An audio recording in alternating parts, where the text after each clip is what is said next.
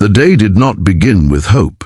It began with the sound of metal scraping asphalt, sharp and unforgiving, cutting through the quiet of a pale morning sun. On the edge of a suburban highway, where dust floated lazily in daylight and traffic moved without concern, a black motorcycle lay on its side like a wounded animal.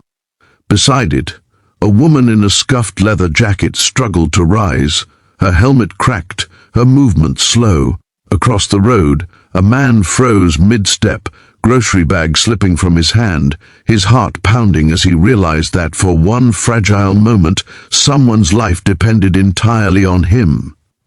If you believe that kindness still matters, that second chances can change lives, take a moment right now to like this video, share it with someone who needs hope, comment your thoughts, and subscribe to the channel Kindness Touch. Your support keeps stories like this alive. That man was Arav Mehta, a single father who had learned to live with quiet disappointment. At 39, his life revolved around routines shaped by responsibility rather than dreams. Every morning, under the steady light of day, he walked his 8-year-old son Kian to school before heading to his job at a small auto parts warehouse. His wife had passed away 3 years earlier after a sudden illness, leaving him with grief that never fully faded and bills that never stopped arriving. Arav had once dreamed of opening his own repair shop, a place where he could work with his hands and feel proud again, but those dreams were now packed away like unused tools, buried under survival. Kindness, however, was one thing he had not packed away. It lived quietly in him, shaped by loss and love. The woman on the road was named Ilara Voss, though no one in that moment knew her name or the truth behind it.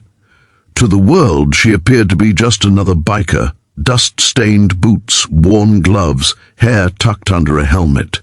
What the world could not see was that she was the sole heir to a global logistics empire. A billionaire who had spent years surrounded by luxury and loneliness. She had walked away from boardrooms and private jets, disguising herself in simplicity, traveling alone on a motorcycle across cities in daylight, searching not for adventure but for something money had never bought her. She wanted to know if love could find her without her wealth speaking first. Arav crossed the road without thinking, sunlight casting long shadows as cars slowed and passed. He knelt beside Ilara, checking her breathing, noticing the tremble in her hands. His voice remained calm, his movements careful, the way they had been the day his wife collapsed years ago.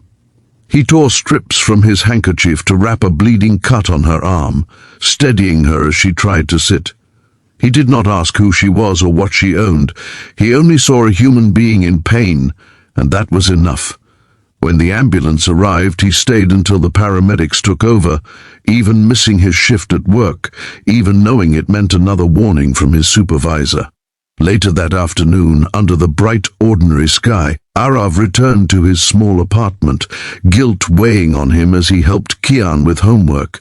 The boy listened wide-eyed as his father described helping someone in need, pride softening the edges of Arav's exhaustion. That night, as sunlight faded into evening, Arav wondered if doing the right thing always had to cost so much. What he did not know was that somewhere in a private hospital room filled with daylight streaming through glass walls, Ilara was thinking of him too, not as a rescuer or a hero, but as a man whose eyes held no judgment, only concern. Days passed, and life resumed its rhythm. Then one afternoon, while Arav was repairing a customer's car in the warehouse parking lot during lunch, he noticed a familiar motorcycle roll to a stop nearby. Ilara removed her helmet, her expression softer now, gratitude visible even without words. She thanked him simply, explaining she had been cleared of serious injuries and wanted to return the favor somehow. Arav brushed it off, uncomfortable with attention, insisting that helping was just what anyone should do. Ilara smiled, a smile that carried something deeper than politeness. She asked if he would share a cup of coffee nearby, nothing more. Under the open daylight sky, Arav agreed, not realizing how much that single decision would shift his world. Their meetings became small moments of calm in busy days. Coffee shops bathed in sunlight, walks through public parks where children laughed, shared silences that felt surprisingly full. Ilara never spoke of wealth or status. She listened as Arav talked about Kian, about the struggles of balancing fatherhood and work, about dreams he believed were no longer meant for him. Ilara felt something she had not felt in years, a connection unburdened by expectation. For the first time she was not Ilara Voss, the billionaire, but simply Ilara, a woman learning how it felt to be seen. Suspense crept in quietly, as it often does. Arav's warehouse announced layoffs, and his name appeared on the list. The news arrived under harsh daylight, unforgiving and final. Panic settled in as he calculated rent, school fees, groceries. Ilara sensed his worry, though he tried to hide it. She wanted to help, but revealing her truth felt like breaking something fragile. She had promised herself that if love found her, it would be honest, unbought. Still, watching Arav struggle stirred something fierce inside her. The truth surfaced not through confession but circumstance. One bright morning, Arav accompanied Ilara to what he believed was a small charity event she supported. Instead, he found himself standing before a glass tower bearing the Voss Group logo, security greeting Ilara with recognition and respect. In that moment, the disguise fell away. Arav felt the ground shift beneath him as realization set in.